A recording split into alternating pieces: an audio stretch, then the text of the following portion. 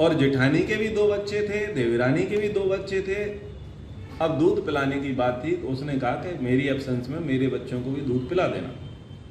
लेकिन कितनी सी बात थी कि अपने बच्चे को बढ़िया मलाई डाल करके और अच्छा वाला दूध पिला दिया और जेठानी के बच्चों को सामान्य सा दूध पिला दिया। अब वो मलाई वाला दूध बच्चे डेली पीते थे, तो माँ ने ऐसे ही थोड़ा, क्यों बेटा मलाई कैसी लगी? अब वो डायरेक्ट तो नहीं पूछ सकती कि चाची ने मलाई डाल के दूध पिलाया, तो मेरे बाबू को मलाई कैसी लगी आज, आपने खाई? उसने कहा नहीं खाई। अब ये नहीं जमेगा, इसके ऊपर घर बनना चाहिए अगले साल तक। समझ में आ रहा है ना? एक मलाई वो दूध में नहीं आई, क्या प्रपोजल आ गया? ये नीचे वाले में नहीं जमेगा, नहीं जमेगा। थोड़ा बच्चे बड़े हो रहे हैं, देखो वो ही तरीके से बच्चे बड़े हो रहे हैं, ऊपर करके किसने काम कर दिया? मलाई ने। तो बताओ मलाई जिम्मेदार है? सोच के देखो, मलाई जिम्मेदार है क्या? मलाई तो आलम्बन है, निमित्त मात्र है, कारण तो हमारे अंदर है।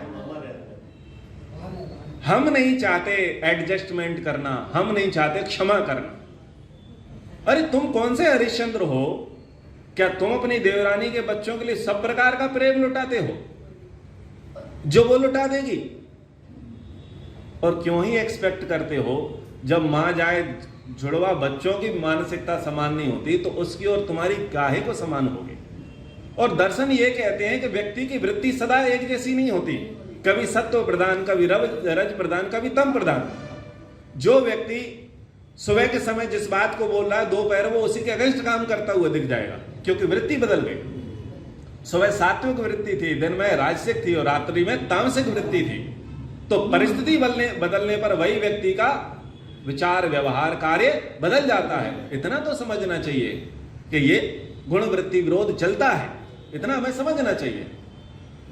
और उसको समझ करके क्या करना चाहिए? क्षमा। कोई बात नहीं बेटा, हम पिला देते हैं। अगर कोई बात नहीं बेटा हम पिला देते हैं तो एक माले के ऊपर दूसरा माला बनता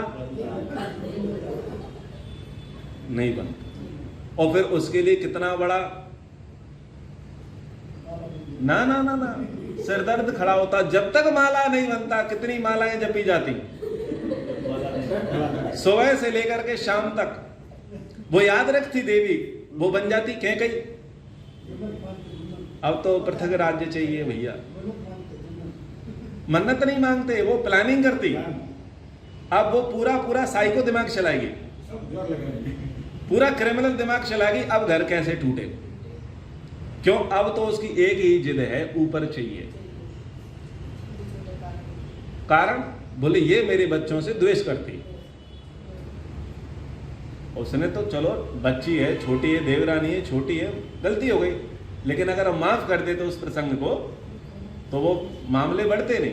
लेकिन हमने एक तनाव का तांडव घर में उपस्थित कर दिया।